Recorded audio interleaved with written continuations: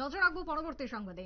গোপন সূত্রের ভিত্তিতে এবার আবারও উদ্ধার হলো বিপুল পরিমাণে নেশা সামগ্রী এবং সেই জায়গায় দাঁড়িয়ে পুলিশের কি বক্তব্য আমরা শোনাবো। তবে তার আগে নেশা সামগ্রী সহ আটক এক যুবক, বিশেষ করে 100 গ্রাম ব্রাউন সুগার ধরা পড়ে পুলিশের অভিযানে, যার বাজার মূল্য প্রায় 8 লক্ষ টাকার উপর, এমনটাই জানিয়েছেন এসডিপিও দেবপ্রসাদ রায়।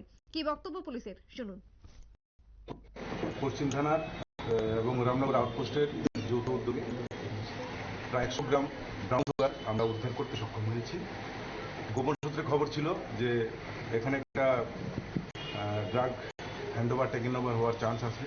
সেই অনুযায়ী সেখানে পুলিশ সিভিল ড্রেসে এবং পোশাকে ছিল এবং সেই প্রোগ্রাম অনুযায়ী বরজলা টিআরটিসি অফিসের সামনে ও যখন ড্রাগসগুলি নিয়ে আসে তখন তাকে ধরা হয়। ধরার পর চেক করা হয়, চেক করার পর তার কাছে 9টি পাউচ পাওয়া যায়, যার প্রতিটিতে 9.99 গ্রামের মতো আছে, অর্থাৎ টোটাল প্রায় 100 গ্রামের মতো ব্রাউন সুগার আছে, যেগুলো বাজার মূল্য নট লেস দেন 8 লাখ।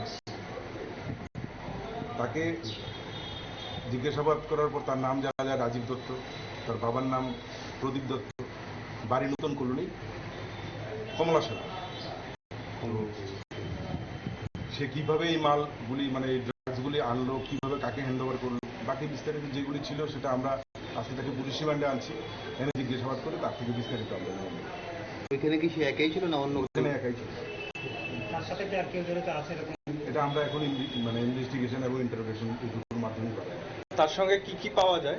একটি মোবাইল আছে, তার আই কার্ড আছে এবং বাকি ড্রাগস। তো সেই ড্রাগসগুলি কিভাবে ক্যারি করতে মানে